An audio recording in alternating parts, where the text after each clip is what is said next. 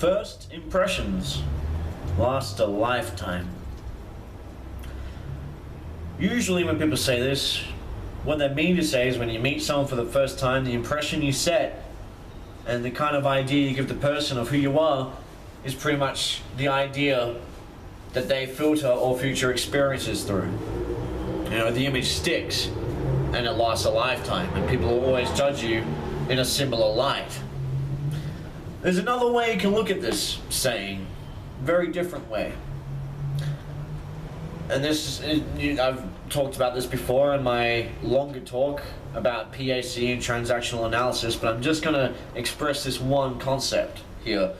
So think about before you're born, when you're still in the womb of your mother, and you're in a place of absolute comfort, and you're at one with your mother. There is no idea of other or separation. You're in complete unison, unity, and harmony, and in a state of oneness.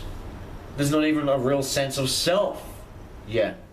You're just in this space, a spaceless space. Hello, hello.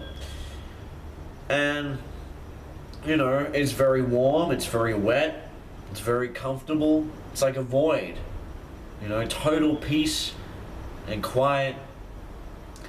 And then some time passes, and you might hear a few things or feel a few things from the outside, but for the most part, you're secure, and you're at peace, and you're comfortable. And then eventually, out of nowhere, pow!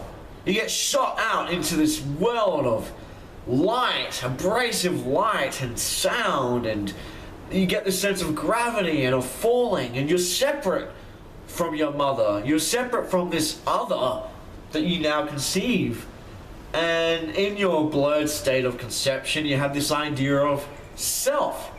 A very vague idea, but you realize that you are no longer one with whatever you were just one with. And even though your mind can't rationalize this experience, you are still experiencing the sensations, the sensation of this divide, of this tearing apart, so to speak, of this soul entity that you were previously, in a space, in a void, in the space of oneness. You know, you're shot out into a world, and all your five senses just kick in. Maybe not your sight immediately. And you know, it can be very scary. And it can cause quite a bit of insecurity. Alright? Insecurity. Especially when the doctors take you away from your mother and there is complete separation. You're not even held for too long, and then you're chucked into a box and there's lights. No wonder everyone is traumatized. No wonder everyone is insecure. And everybody is seeking to fulfill voids within themselves.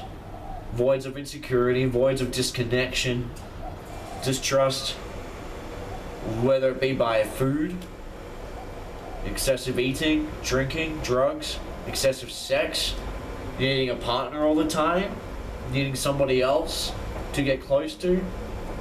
And when you think about it, I've got this saying that when you're having sex, in a way people are fucking their way back to the womb. At first I might be like, whoa, what the hell does that mean? But when you think about it, we were originally in this place of complete harmony and, in a sense, paradise. And we were ejected into hell and separation, into this cold and horrible place, away from our mom, disconnected, severed. So that's why it's very important throughout childhood to be stroked. And that's a term from transactional analysis or psychology. Stroked means to have your ego stroked, but it also means to receive physical strokes and affection, and even just being held and breastfed. If you have adequate affection and physical exchange in your childhood, you would develop a greater sense of comfort. Because the more you're, especially with your mother, the more you're in the arms of your mother or somebody, it's like you're returning to that space of oneness. You're returning to that space of connection, and you're no longer separate, insecure, and exposed to the hostile world, impinging on your senses. some people aren't stroked adequately enough, and some people do not receive enough affection enough. Excuse me for one moment. Hello, Serge. How can I help you? Yeah, that's right. Okay, I'm just gonna finish your talk. I'm just gonna be 2 minutes if that's okay. Okay, it's all good. It's hard to explain. I'll literally be 2 minutes. I'm on a roll. Not like a sausage roll, that's just crazy. Alright, man. I'll see you in a second. Cool. Keep smiling now. Alright, so we're gonna make this quick. Some people aren't stroked enough. They don't receive adequate affection or attention, and if they do, maybe it's not always loving. And this further compounds that first impression of insecurity. That first impression of, I'm afraid, I'm not okay. And there's a book called I'm Okay, You're Okay, and it's about those 4 different states of I'm okay, you're okay, I'm not okay, you're okay, which is the first impression, by the way, which I'll get to in a second. I'm not okay, you're not okay, and I'm okay, you're not okay. 4 different states, 4 different temperaments. The majority of people linger within the I'm not okay, you're okay temperament, because that was the first impression, which lasts a lifetime unless it's changed via sufficient love and affection in one's upbringing. Alright? So to me, if the majority of people supposedly have that disposition, it means that the majority of people, when their first impression was being injected out into this world and thinking, I'm not okay, they didn't get enough of that feeling of, you know, I'm okay. They didn't get enough, you know, they didn't get enough hugs. There's truth to that. They didn't get enough hugs. They weren't hugged enough. And they weren't given enough attention. You know, even when a parent gives a child attention, it kind of brings them back into that world. And it gives them that connection again. You know, but if the person's not really listening, you're not really connecting with the child can sense that. And they further feel alone, separate, cut off, disconnected. And they get lost inward, become more introverted and anxious. So I just wanted to touch on that. I've got to head off pretty much now to hang out with my mate for some good old gaming, some chats. But I just want to express that idea that first impressions do last a lifetime. Everybody starts off with their first impression being scared and insecure. And that's why if you're a parent and you've got a child, it is essential within the first 5 years especially, because after the 5th year, whatever temperament you have is going to stick, and you can just make adjustments and you can learn to cope and whatever with time. It's very hard to change because that's your initial blueprint. That's before your mind even becomes rational, which is the age of 5.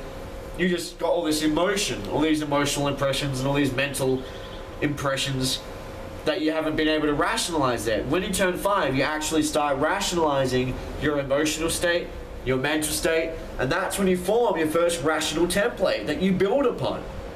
So if you're not emotionally secure, if you don't receive enough attention and hugs and love, and you're not connected back to that space with your mother, then yeah, your first state, the rational state that you're going to build upon and develop, is going to be one of insecurity, yeah?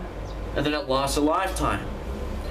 I don't think I finished with what I was saying previously about fucking your way back to the womb. There's a lot of people that need to have partners, a lot of people that need to have sex all the time, and really it's not about connection and sharing and intimacy and love as much as it is about needing to return to that space, that womb, that feeling of being in unity with somebody, and nothing provides that sense as strongly, as potently, you know, as unconditionally as making love, or as sex. If you really throw yourself into the act, you know, it's almost like kissing God. You remove yourself from this scary place of limitations, of selfhood and anxiety, and it can be a way of escaping, you know, especially with depressed people, anxious people especially. It can be the best way to escape. And so you have sex addicts.